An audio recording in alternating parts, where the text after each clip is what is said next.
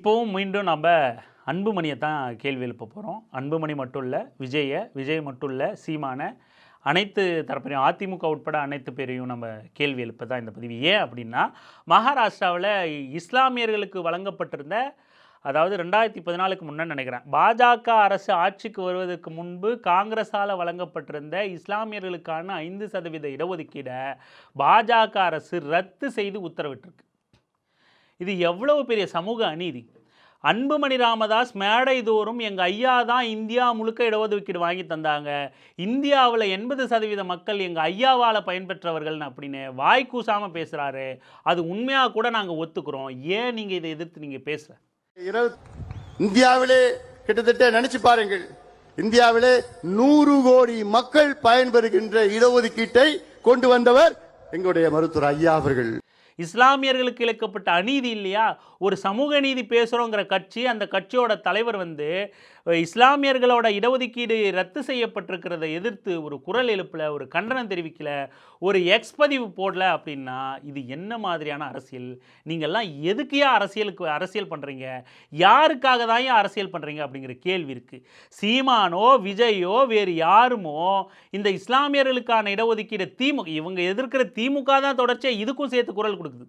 ஆனால் இவங்க புரட்சிகர அரசியல் பேசுகிற இவங்க மாற்றத்தை, இளைஞர் சக்தியை நாங்கள் மாற்றா நட்டுவோம் அப்படிங்கிறவங்க இதுவரைக்கும் இடஒதுக்கீடு சமூக நீதி பிரச்சனை, இது சிறுபான்மையினர் நலன் பிரச்சனை, இது பெரும்பான்மை சிறுபான்மை அரசியலை தொடர்ந்து பாஜக விளையாடிக்கிட்டு இருக்கு. அதை எதிர்த்து நாங்கள் இஸ்லாமியர் சிறுபான்மை ஓட்டெல்லாம் எங்கள் பக்கம் வந்துடும் அப்படிங்கிற விஜய் இது வரைக்கும் வாய் திறக்கலை.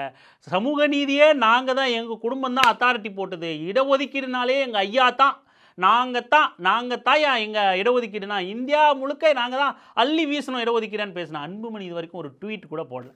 சீமானு தேவையே சொல்லவே தேவையில்லை. பிஸ்கெட் வாங்கிட்டா சீமானுக்கு எதுவுமே பிரச்சனை கிடையாது. அப்படியான ஒரு நபர் தான் சீமானே.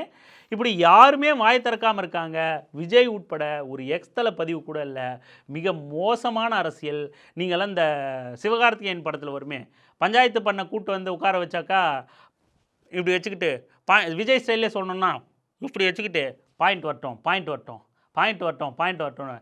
யோ, பஞ்சாயத்து முடிஞ்சே ரிசல்ட்டே வந்துருச்சியா, இன்னமும் பாயிண்ட் வரட்டோன்றீங்க? இல்லைப்பா, இன்னும் நல்ல பாயிண்ட் வரட்டும் அப்படின்னு விஜய் இப்படி மூடிக்கிட்டு இருக்கிற மாதிரி எல்லாருமே வாயை மூடிக்கிட்டு இருக்கீங்க அப்படிங்கிறதான் கேட்குறோம். அப்போ நீங்கள்லாம் எதுக்கு தான் அரசியல்வாதியாக இருக்கீங்க? எதுக்கு தான் அரசியல் பண்ணுறீங்க? யாருக்கு தான் அரசியல் பண்ணுவீங்க? வேறு என்னத்தை தான் பேசுவீங்க? நீங்கள் கூட்டணி தேர்தல்னு எழுதி கொடுத்துட்டா காலடியிலே விழுந்து கிடப்பீங்களா? இந்த மாதிரியான சமூக நீதி பிரச்சனையில் கூட எதிர்கருத்து கொடுத்தா கூட அவங்களெல்லாம் தூக்கிட்டு போய் விட்டுறா, இல்லை கழட்டி விட்டுருவோம், உனக்கு பேமெண்ட் வராதுன்னு சொல்லிடுறானா? சின்ன உங்களை நிலைநாட்டிக்கவாவது கருத்துக்களை கூட தெரிவிக்க மாட்டீங்களா? வெறும் பெரிய சமூக நீதி கட்சி அன்புமணி வேறு. நாங்கள் தான் கொண்டு வந்தோம், எங்கள் ஐயா தான் கொண்டு வந்தார், இந்தியா முழுக்க இடஒதுக்கீடு, அதை நீங்கள் புரிந்து கொள்ள வேண்டும். பேசுவாங்க நல்லா, ஆனால் பாதிப்பு வரும்போது எஸ்கேப் ஆயிடுவாங்க. நாங்கள் தான் மது ஒழிப்பு தொடர்ந்து குரல் கொடுக்குறோம் பேசுவாங்க நல்லா.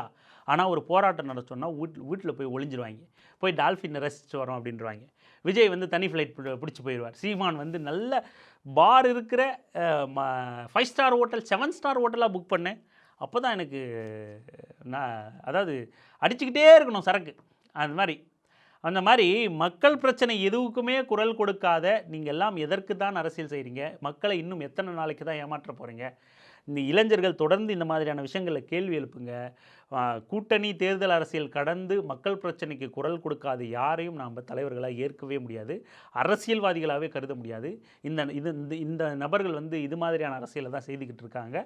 மிக கடுமையான கண்டனத்துக்கு உரியது இவர்களோட செயல்பாடு அப்படிங்கிறத நாம் பதிவு பண்ண கடமைப்பட்டிருக்கோம். தொடர்ந்து நாம் இவர்களோட இந்த கள்ள மௌனத்தை தோலுரித்து காட்டிக்கிட்டே இருப்போம்.